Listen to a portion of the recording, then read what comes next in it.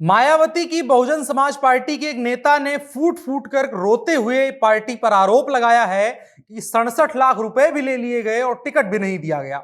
नेता का नाम अरशद राणा है और इनको पार्टी की तरफ से 67 लाख रुपए लेकर के मुजफ्फरनगर की चरथवाल सीट से विधानसभा का वादा किया गया था, लेकिन पार्टी ने किसी और को टिकट दे दिया है। कह रहे हैं कि उनसे ज्यादा पैसा लिया गया है और अरशद राणा ने यहां तक कहा कि अगर उनको इंसाफ नहीं मिला, यानी उनको टिकट नहीं मिला, तो वो आत्मदाह कर लेंगे।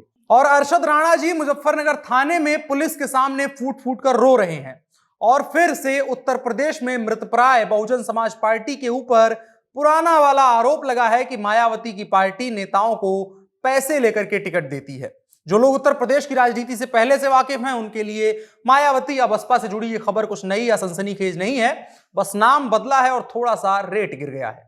पहले खबरें करोड़ों की आती थी, अब रेट गिरकर लाखों में आ गया है। लेकिन सवाल तो खड़ा होता है कि लगभग गेम से बाहर मानी जा रही मायावती की पार्टी 67 लाख रुपए लेकर एक नेता से ले रही है एक विधानसभा के टिकट के लिए।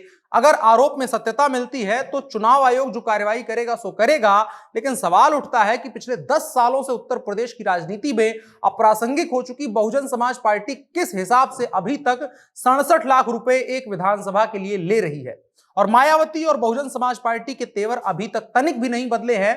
वहां बाकायदा विधानसभा सीटों की बोलियां लग रही हैं और तभी दिमाग में कल से ही सवाल उठ रहा था कि बसपा का गाना कैलाश खेर और सोनू निगम जैसे हाई पेड और बड़े सिंगर्स कैसे गा रहे हैं।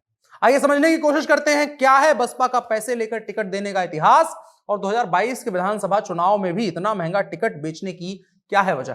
मेरा नाम अनुराग मिश्रा है और आप जनता जंक्शन देख रहे हैं। कोविड के दूसरी लहर में आरटीपीसीआर टेस्ट जो है सो लिए हो, लेने के बाद जो है सो 2 दिन के बाद रिजल्ट जो है सो इमीडिएट हुआ, हमको एग्जाम कराए।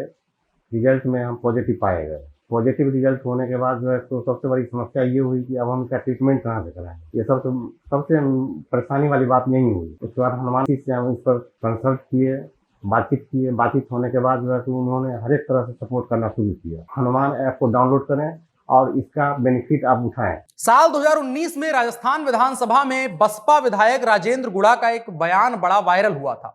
उन्होंने कहा था कि हमारी पार्टी यानी मायावती की पार्टी पैसे लेकर टिकट देती है और कोई ज्यादा पैसे दे देता है तो पहले वाले का टिकट काटकर दूसरे वाले को दे दिया जाता है।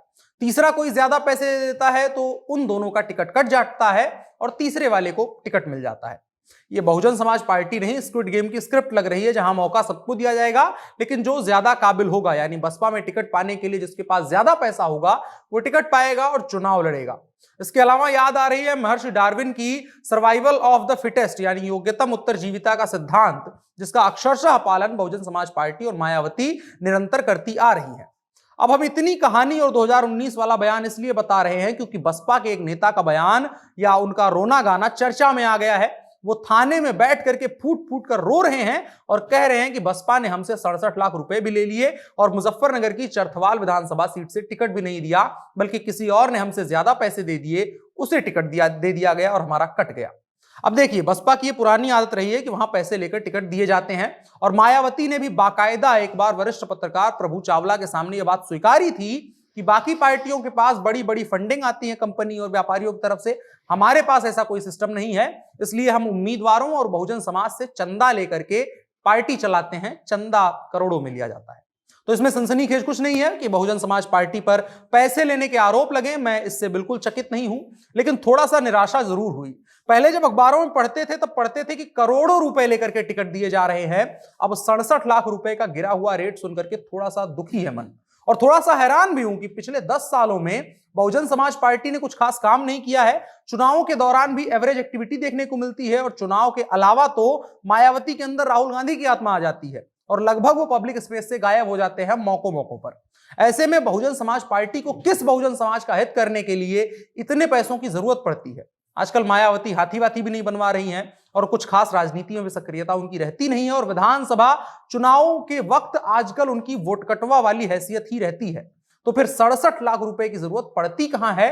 और अगर थोड़ा सा गणित जोड़ ले तो 403 विधानसभा सीटों पर 67 लाख का ही रेट लगा दें, गिरा हुआ रेट, तो तकरीबन 2 अरब 70 करोड़ रुपए से ज्यादा की फंडिंग 2022 के विधानसभा चुनाव में बहुजन समाज पार्टी को चंदे के रूप में मिली है या मिलने वाली है। और अगर राजस्थान के बसपा विधायक की बात माने तो एक नहीं कम से कम 3 लोग एक सीट के लिए दावेदारी ठोकते हैं और यहां पर भी जो मुजफ्फरनगर का नेता है उसने भी कहा है कि हमसे पहले पैसे लिए गए और उसके अलावा हमसे किसी ने ज्यादा पैसे ले लिए तो हमारा टिकट कट गया। तो कुल मिलाकर के जो अगर 3 का हम गुणा गणित लगाए तो ये गिनती हमारे कैलकुलेटर में नहीं बैठ रही है। कमेंट में आप बताइएगा कि कितना हिसाब आपके हिसाब से लग रहा है कि बसपा इस चुनाव में फंडिंग ले रही है और चुनाव आयोग क्या कुछ कार्यवाही करता है। ये गंभीर मसला है और गंभीर मसला है कि उत्तर प्रदेश की विधानसभा चुनाव जिन विधायकों को सदन में इसलिए भेजा जाता है ताकि वो जनता का प्रतिनिधित्व कर सके, जनता के सवाल जाकर के सदन में उठा सके और वहां अपने विधानसभा क्षेत्र के लिए कुछ बेहतर काम कर सके। जब वो करोड़ों रुपए एक पॉलिटिकल पार्टी को पार्टी फंडिंग के लिए देंगे, उसके बाद चुनाव प्रचार और तमाम चीजें जो खर्च करेंगे उसमें इतना मोटा पैसा खर्च कर चुके होंगे कि आने वाले 5 सालों में उनको वो पैसा कमाने में ही बीत जाएगा। वो जनता का सवाल कब जाकर के उठाएंगे? तो ऐसे में ये बहुत बड़ा सवाल उठता है कि जो कुछ हमारा पॉलिटिकल इकोसिस्टम अभी चल रहा है, जिस तरीके से पार्टी फंडिंग को लेकर के बात होती है, भारतीय जनता पार्टी पर लगातार आरोप लग रहे हैं कि इन्होंने फंडिंग को छुपाने का काम किया है और फंडिंग को पब्लिक स्पेस में ना खोलने का काम किया है और इस तरीके से पैसों की हेराफेरी की जा रही है। और जब ऐसे बड़े बड़े नेता पैसा देंगे या व्यापारी पैसा देंगे किसी पार्टी को चलने के लिए, तो वो पार्टी जनहित के लिए काम करेगी, चाहे वो भाजपा हो, सपा हो या बसपा हो या कोई अन्य पार्टी हो, चाहे कांग्रेस हो। वो सभी लोग उस पैसे की रिकवरी करेंगे या फिर जनता के हित में काम करेंगे। सोचना आपका काम है और चुनाव आ गया है तो सोच समझ करके वोट करें और साथ ही साथ कमेंट बॉक्स में बताएं आप क्या सोचते हैं इन तमाम चीजों को लेकर के, और साथ ही इस वीडियो को साझा करें और बताएं ताकि लोगों को कि विधानसभा चुनाव असल में कहां खेला जा रहा है। फिलहाल के लिए इतना ही। मेरा नाम अनुराग मिश्रा है, आप जनता जंक्शन देख रहे हैं। कैमरे पर मेरे साथ ओम प्रकाश हैं। शुक्रिया।